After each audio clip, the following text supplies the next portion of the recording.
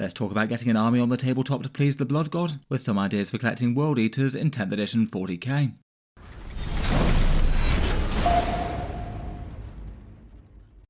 Hello and welcome back to Auspex Tactics, where today we're talking World Eaters, and in this video I thought we'd do a general overview of some options for jumping into the faction, talking about why you might want to collect an army of the crazed berserkers of Khorne, a few options for planning a force, talking through several of their model kits and roughly how they function on the tabletop, and finish up with some thoughts on rules and one example army list. Certainly plenty to talk about.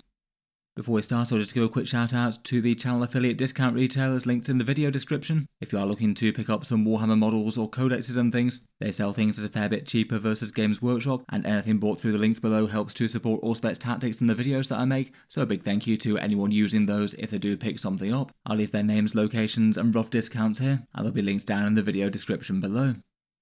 Jumping into it though, why might you want to collect a World Eaters army in Warhammer 40k? The World Eaters are the 12th Legion of Space Marines, the Legion of the now Demon Primarch Angron. In their heresy days, they were already well renowned to be the foremost shock troopers that the Imperium had to offer, throwing themselves at enemy lines with wanton violence, carving a brutal path through the most stalwart of defences. Similar to their Primarch, the Legion was augmented with the Butcher's Nails, cybernetic implants that further increase the strength and might of the Astartes, that also dial up their aggression a lot, perhaps making them unusually easy prey to fall to the Blood God Khorne, and most amongst their ranks fights to take the biggest and best kills for their patron deity, with shouts of blood for the Blood God and skulls for the Skull Throne as their battle cry. Their Demon Primarch Angron is now a great winged beast of unholy strength and violence, not doing so much to command his legion, but leading by example, charging into the fray, and being a terrifying force to try and take down. Most disturbingly for the Imperium, once he's banished into the warp, he emerges back in real space a very short time later, so even if in theory he's slain, he's not gone for long. Without that Primarch's oversight, the World Eaters have generally splintered into operating in smaller warbands, led by individual lords with their own agendas. They're still a terrifying force to encounter in the 41st millennium though. Their fighting style is just wanton aggression, charging down the enemy lines with bravery and swinging their iconic chain axes. Few troops can stand before a charge of Khorne berserkers and hope to live.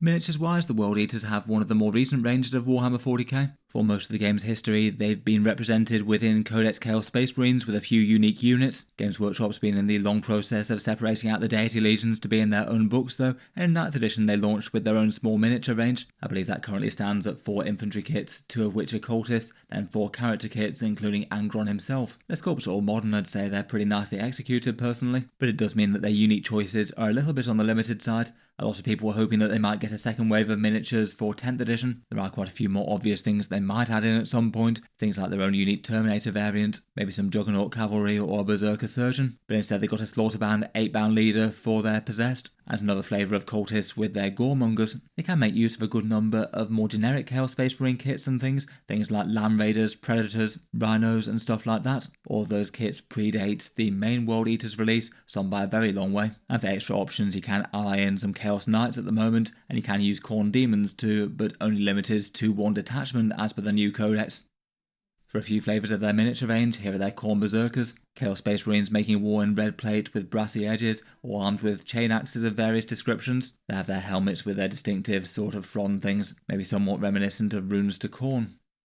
For a bunch of other miniatures, they also have their Possessed 8-bound on the bottom right, Space Marines bound with blood letters to increase their strength and power, basically their World Eaters Possessed Marines. On the top left we've got Lord Invocatus, a named character riding a Juggernaut. In the centre we've got the mighty Khorne Lord of Skulls, a Titanic level demon engine for the Blood God with some great blood tanks on his back, and then Demon Primarch Angron himself on the top right. I think he was done pretty well as a miniature and has some pretty enormous wing biceps going on.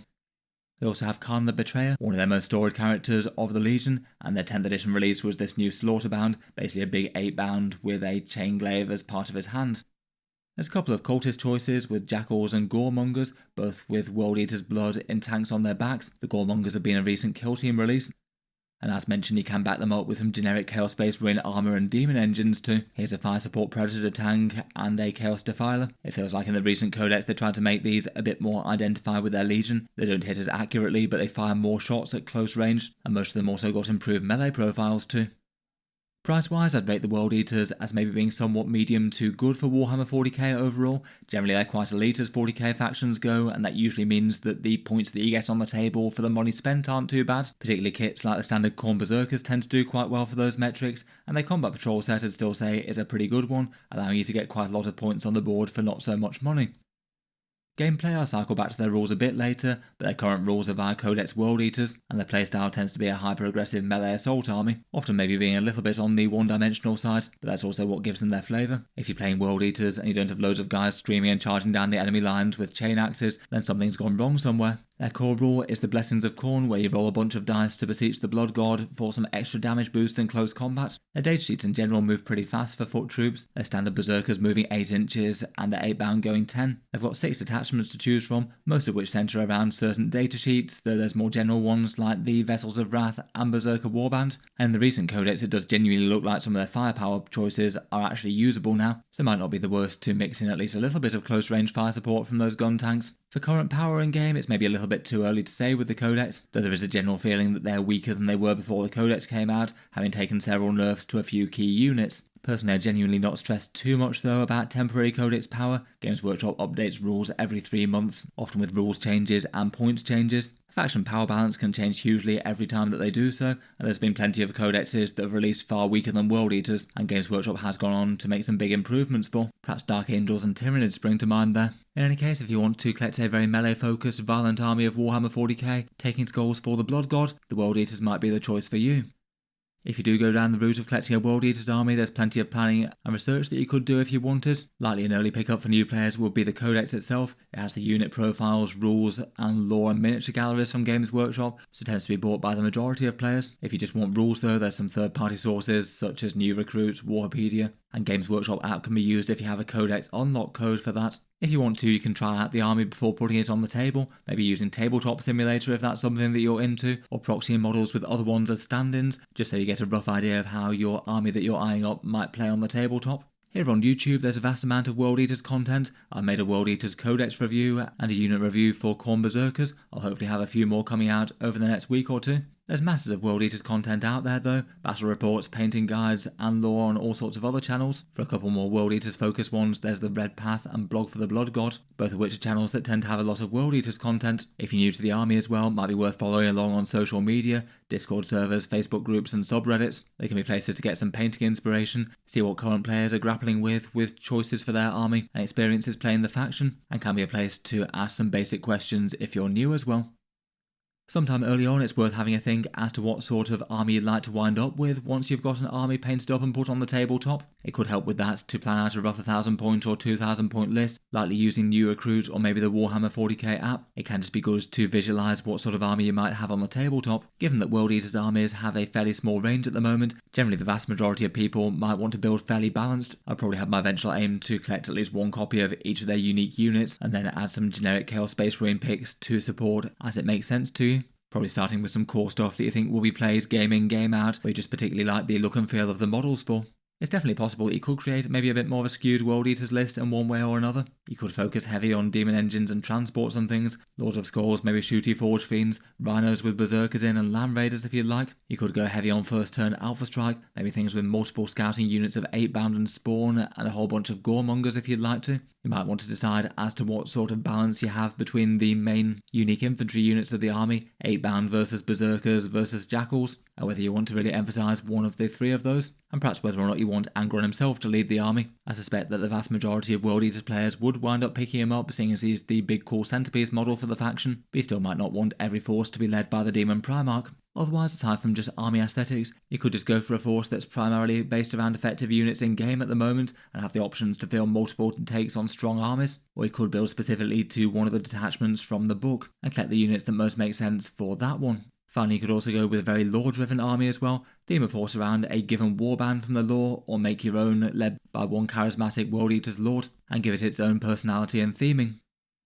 Rules-wise, in-game they'd be represented by one of these 6 detachments. Broadly speaking, there's the Berserker Warband, which is fairly general-purpose melee, with a small emphasis on the Khorne Berserkers themselves. There's the downloadable Grotmus detachment, Vessels of Wrath, which focuses on generic characters and unit champions. And then there's one each, the Cult of Blood for Jackals and Goremongers, Khorne Demonkin for allying in Khorne Demons, the Possessed Slaughterband for 8-bound focus, and the Gortrak Onslaught for a transport focus force, mainly focused on Berserkers jumping out of Rhinos. You can put any unit in any of these detachments, though it just means that they might just not get quite as many support options in one versus another. The only things that are properly locked to one detachment are the Khorne Demon units, which annoyingly does make them just a little bit more questionable to invest in, as you'd have to play that one detachment, and usually it makes sense to go go quite heavy on them if you do. I'm personally not too convinced that was the best way for Games Workshop to realise demonic allies on the tabletop versus the more freeform version that they had before.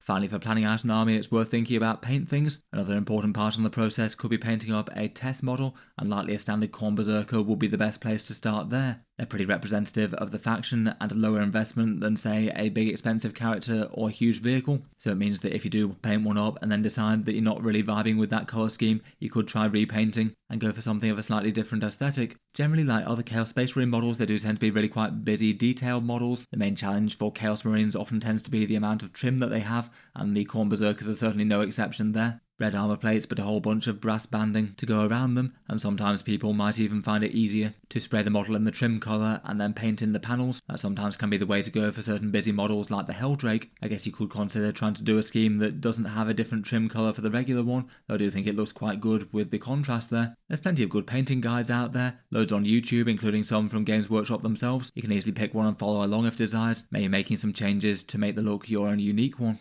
Most people I've seen do generally tend to paint them in that iconic red paint scheme. Nothing to say that you can't make your own scheme if desired, perhaps representing warbands that do their own thing with their own heraldry, so are allied to the Black Legion, or you could potentially go for their very different Horus Heresy paint scheme with their blue and white style look.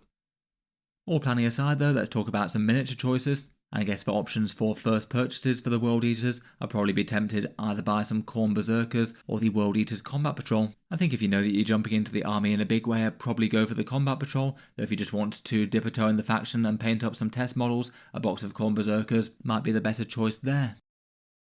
Here is the current Combat Patrol box set for World Eaters. This one gets you a Demon Prince, a Master of Executions, 10 Khorne Berserkers and 10 Cultist Jackals. These are basically Games Workshop's intro discount boxes to the faction, so the kits cost 30% less versus if you bought them individually. And it does get you a fair amount of points on the board as well, around about 500 points on the tabletop, with the points coming out alongside their codex. Overall, it does feel like quite a nice balance. The core troops, some cultist hangers-on to help with objectives, a leader for the core troops and the Master of Executions that, as they have here, you could convert with a Berserker helm to make him look a bit more World Eaters, and then one big scary monster choice with the Demon Prince. Maybe the main downside with the box is that you don't actually get the World Eaters unique HQs, which is maybe a bit of a shame, though the Demon Prince is still quite a cool recent model and a big centerpiece for the box, and it does have a cornate head as well. In terms of assembly thoughts, it makes sense to load up with all the upgrades for the Khorne Berserkers, with the big Eviscerators and the Plasma Pistols, as they're all free at the moment in 10th edition. For the Demon Prince, I guess the biggest decision is whether or not to give him wings or not, though with their new Codex datasheets I'd probably be more tempted to go without. The one without can hit slightly harder on the charge, and his free stratagem ability is kind of useful.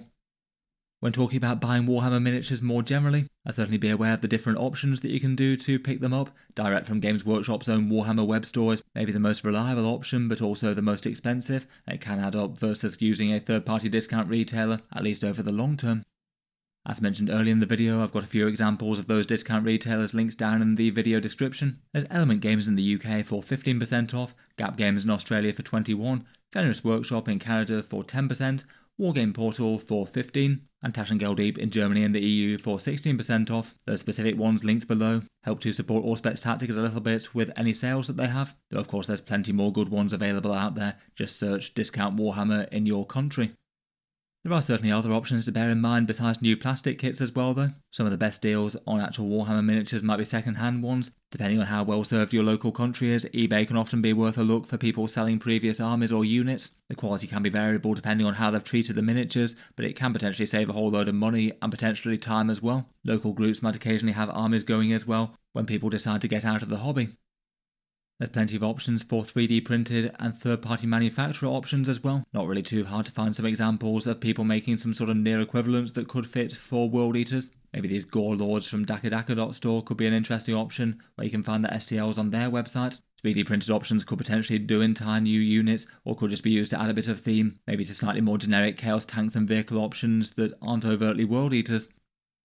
Otherwise, for options for jumping into the faction, the 10th edition launch box for the World Eaters is this Gorestorm Slaughter Pack. These are basically the one and done discount box sets for Games Workshop, and usually they tend to sell out really quite quickly and then there's no stock left. This one had the new Slaughterbound HQ alongside 3 boxes of the 8-bound and then 2 sets of Jackals. Again, it seems handy enough for a new player jumping into the faction to get a whole bunch of their possessed elites. It maybe does mean that if you get in the Combat Patrol box as well though, you are going heavy on the cultists, maybe a little bit more so than you probably would ideally. It's still a pretty good deal on paper though, around about 32% off, compared with buying the kit separately. As mentioned though, they might be a little hard to come by at this point. Out of the channel affiliate discount retailers, looks like Tash and Galdeep in the EU still has some at time of recording. I'll link below. They might not have some for long though, otherwise probably the best bet might be either physical Warhammer stores or discount retailers out there, maybe ones without such an online presence. You might occasionally see these, but as with other out of production box sets, I wouldn't go paying a big inflated price for them, as that sort of defeats the point of the discount.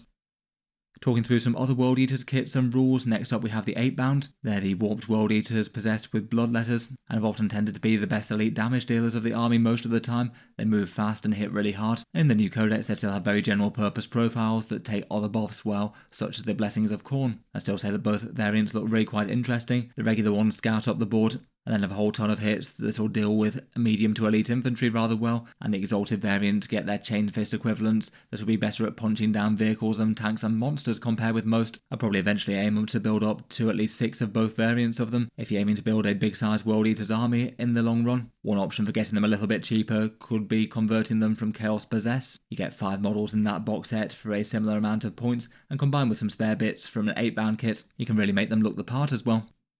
Definitely worth talking about the Demon Primarch Angron himself. As mentioned, I feel like most World Eaters players would be tempted to have him as a big cool centerpiece at some point in their collection. Maybe not the model to jump into straight away though, perhaps after you've got a reasonable sized force for him to lead and a paint scheme well established so you can do him some justice. Pre-Codex he was pretty near auto-include, though since then he has had a bunch of rules toned down in different ways. He still hits pretty much equally hard, but is no longer quite so fast, and its revival mechanic is less powerful with bigger trade-offs. So far Games Workshop does have a pretty good track record of keeping the Primarchs very strong choices for their armies in 10th edition. Usually if they get weak they tend to attract buffs to make them a strong model in their army. I do think it's pretty likely that if his rules really aren't measuring up to his points cost, they're quite likely to drop that points cost down a bit. It definitely has psychological factor though if the opponent spent a lot of time gunning down a great big threat, only to have him come back onto the board when you roll 666 on the Blessings of Khorne. If he manages to make his charge out of Deep Strike, that's probably another dead unit then and there. Otherwise, for options to expand, after a Combat Patrol box set I will be tempted by another set of Khorne Berserkers, and then perhaps for support options for them, Rhinos to transport the Berserkers into battle, and maybe Khan the Betrayer as a leader choice who just seems like he's probably the best character to lead them now. Khan gives them some pretty massive damage and has some damage 3 attacks in the unit, which is definitely helpful for them punching up against tough stuff, and Rhinos just work really nicely for them, protecting your valuable Space Marines as they move up the board, and then you can use them as sort of staging bunkers for them to jump out of and have a really big threat range. Otherwise, for some more unique options to expand, there's the Juggernaut Lord and Lord Invocator's kit, which I think is quite a fun one. Though I would say I feel like their data sheets have been a bit underserved in 10th edition, might be more of a cool piece as opposed to being particularly strong on the tabletop at first impressions. The Khorne Lord of Skulls can be an enormous centerpiece for the army, and he certainly changes the flavour of a force that you put into battle. He got even more dangerous in the last update, that does cost around 500 points, so he is a big commitment. And for another expansion option, the Goremongers Cultist set, they're shortly going to be releasing as a standalone Kill Team box set, and it feels like they could be a good one to have one copy of, as usually infiltrators can often justify one copy of them really quite well, as you can stop the opponent from taking the mid-board in one area and allow room for some of your scout moves to go off, things like Spawn and 8-bound.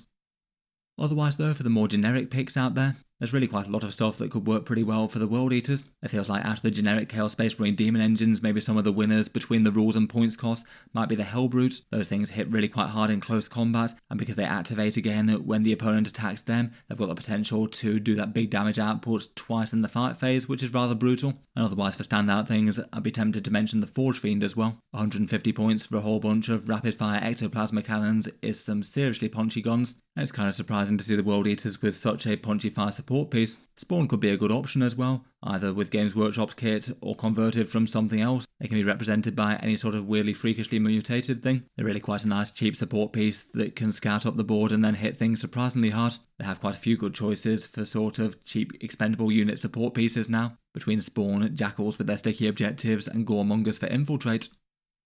Finally, for options to expand, maybe worth mentioning some of the other past discount box sets that you might occasionally see out there. Again, these are only really good if you can get them somewhere near the original price, so you would need to weigh up the price that you could pay for these box sets versus how much you pay for the miniatures from a discount retailer. A lot of the time the ones that you might see sold online might just literally not save you any money at all and might cost you more than that. You did get this Exalted of the Red Angel Christmas Battle Force box set with some 8-bound and Angron in. That was a very popular one, so probably not too much of that about. Maybe if anything you might be a bit more likely to come across the old Combat Patrol box set, the one with the Juggernaut Lord, a big set of 2 10-Khorne Berserkers and some Jackals. In general, that one was considered one of the better 40k Combat Patrol box sets, loads of miniatures and plenty of focus on the core troops of the army plus a unique HQ. In theory it's around about 36% off buying these kits individually, so for a new player I would consider this one quite a good one if you can find it somewhere approximating its original price.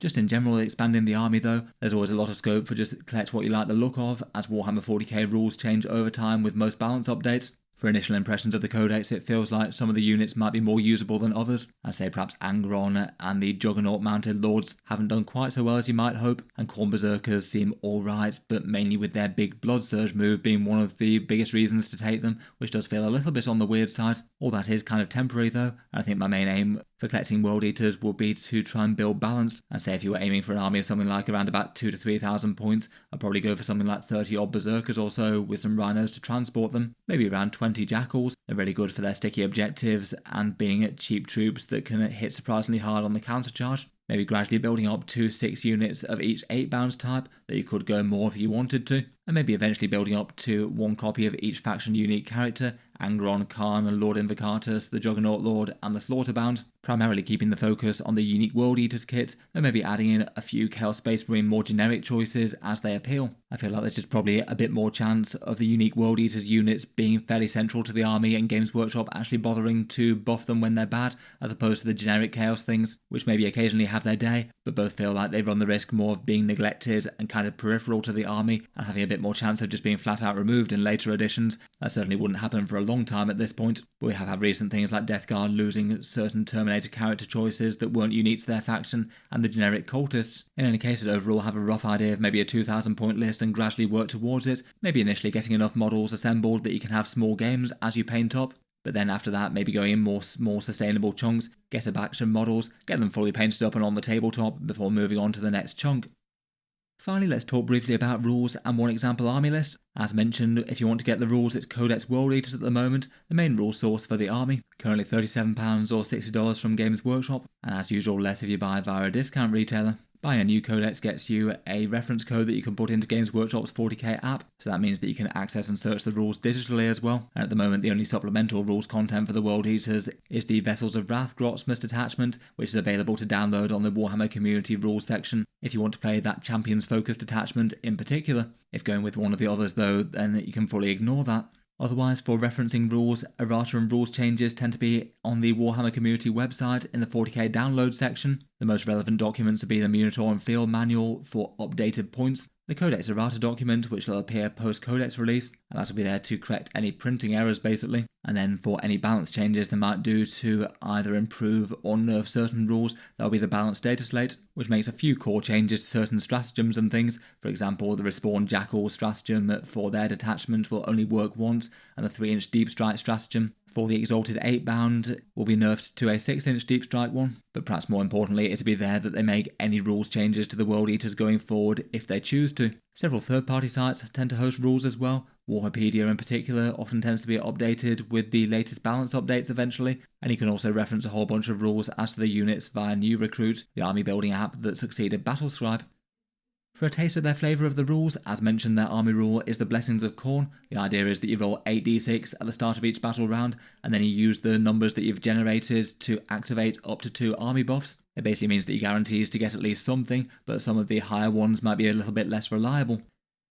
Here are the options for the various different buffs that you can activate. There's some charge and melee utility ones towards the bottom of the table, reroll charges, and a 6-inch Pilot and Consolidate. The Pilot and Consolidate one can potentially be powerful depending on how the combats are about to unfold, but it's maybe a little bit higher level than just plugging in extra damage. Then for the rest of the table, the Fights on Death 4+ can be really quite a big one if you're facing an enemy melee army, and they're likely to be wiping out your fighty squads in close combat. And then the last 3 are all damage buffs. Sustained hits 1 in melee, very hard to go wrong with. Lethal hits in melee, which is excellent against tough stuff like monsters or vehicle lists, and then finally devastating wounds in melee against enemy infantry only, might be alright against things like Terminator forces. Pretty well all of these can be useful in the right turn, you just need to analyse what your opponent army is like, and roughly predict what melees are going to happen this turn. You might be somewhat limited by what dice you roll, but if you want any one of these, you're odds on to get what you want, particularly if you have a little bit of dice manipulation for enhancements or units on the table. As mentioned, they've got 6 different attachments. I would say the majority of them maybe encourage you to go really quite heavy on their specific unit choices that they choose. For example, you're going to need a certain amount of transports in your list before it really makes sense to use the Gore-Track Onslaught instead of something more general purpose, and the same with, say, Jackals in the Cult of Blood. For a starter entry, I'd say stick to the Berserker Warband probably, just because it gives your troops a big meaningful damage buff on the charge. They get +2 strength and +1 attack, which helps out literally everything in your army when it's charging into the foe, though it's particularly relevant for Khorne Berserkers getting up from their strength 4 to strength 6. That's really quite a big breakpoint against all sorts of enemy infantry. Beyond that, they've got some useful stratagems. The sticky objective on death is actually surprisingly useful for scoring things. If you have your Jackal Cultist or Spawn gunned down, then an objective can still be yours. Extra AP in melee is great for just about any of your units, 8-bound and Khorne Berserkers both like. There's a chance to get an extra blessing roll if you slay an enemy character or monster, a little bit opportunistic but really big and can be army-wide impact. A 2 command points -1 damage in the fight phase, that's pricey but at the same time can be absolutely worth it if you're attacked by a bunch of damage 2 attacks. Then 2 Berserker focused stratagems, a big 8-inch blood surge so your opponent can't safely shoot them unless they're over 9 inches away, which is kind of crazy threatening there. And also an advance and charge for Berserkers as well. I feel like at least a unit of 10 of them with Kharn seems basically auto-include in this. The enhancements are broadly quite usable as well. An extra +1 attack and extra damage for the bearer's melee attacks could be nice on a Master of Executions or a Demon Prince, and a personal -1 damage for the bearer, which is nice for Demon Princes, and then reroll 2 Blessings dice, which is good, but you'd also want it to be on a character that's going to be out of transports and surviving on the tabletop for quite some time. I guess maybe you could have, say, a lone Juggernaut Lord wandering around, perhaps playing safe in the early turns to keep that buff active, and then going on to make his melee presence felt later in the game. Here's just one idea for a fairly balanced general purpose list using the Berserker Warband. It's roughly 2,000 points but not perfectly exact, and it'll likely change over time as Games Workshop updates points values, more for general idea than anything super optimised. For this one I chose to build around a Combat Patrol box set and Demon Primarch Angron. I'm not certain if Angron will be making competitive lists or not yet. Will be interesting to see when he hits the tournament scene, but I have a feeling that he might get dropped for other stuff. He's definitely making this list though, as he's got a whole bunch of melee threat, fun factor, and it's pretty cool to have at the heart of an army. For this one we've got the Demon Primarch leading the way, and then 2 sets of Khorne Berserkers, both in Rhinos, one led by Kharn the Betrayer, and one led by a Master of Executions. The Demon Prince from the Combat Patrol is the on foot one, and he is taking the -1 damage enhancement. He'll be protected by some lone operatives, likely by the Jackals, and can help out with some cheaper stratagems nearby and his own devastating wound melee. Then for the cultist support, there's 2 squads of 10 Jackals. They'll be good for their sticky objectives, putting it down on the home field, and then maybe moving out to do that in the midboard too. 1 unit of 8 Goremongers to infiltrate into the midboard. Make sure that your scout moves can go off and maybe push back the enemy infiltrators. They could be good to do either first turn move block things or do some secondary objectives early in the game as well. Then for some fighting elites we've got some small units of 8-bound. 2 small units of 3 of them that could scout up the board. You could blob them up into one big squad if you felt like it, and then 1 small unit of exalted 8-bound. They could either run up the board as well, or maybe be a rapid ingress threat with Deep Strike. Finally, we've got a single Forge Fiend with triple ectoplasma cannons, maybe punishing the foe that might want to stand out in the open due to World Eaters not having too much fire support. I feel like maybe if you wanted to run a non-Angron version of this list, you could give another Forge Fiend and maybe add some more 8-bound damage dealers into the army, and you might still have just enough points to put in a small unit of Chaos Spawn as well. They could be another disruption unit scouting up the board. In any case, I'll leave that one there for now though. Let me know your thoughts as to collecting a new World Eaters army for 10th edition 40k. I look forward to hearing any other advice from patrons of the Blood God. I'll leave a link to my Codex review video down in the video description if you want something else World Eaters to watch. As mentioned, if you'd like to help support the channel with any World Eaters or other 40k purchases you might be picking up in the near future, check out the channel affiliate discount links in the video description. They can save anywhere between 10 and 20% off around the world. And a big thank you to anyone choosing to use those when they do pick up miniatures. It does help to support Auspex Tactics videos. Otherwise though, I'll leave that there for now. Feel free to subscribe to Auspex Tactics if you'd like to see more like this. I'll certainly have more videos coming, including some other stuff for the World Eaters. Looking forward to doing a tier list and some army list roundups. There'll probably be 2 of the next projects for them on the channel. If you wanted to support Auspex Tactics more directly, there's also a Patreon page as well. That's linked down in the video description and has a few things such as seeing occasional videos early and entry into the regular prize giveaways. Check that out if you'd like to. But in any case, an absolutely enormous thank you for listening, and I'll hope to see you guys next time.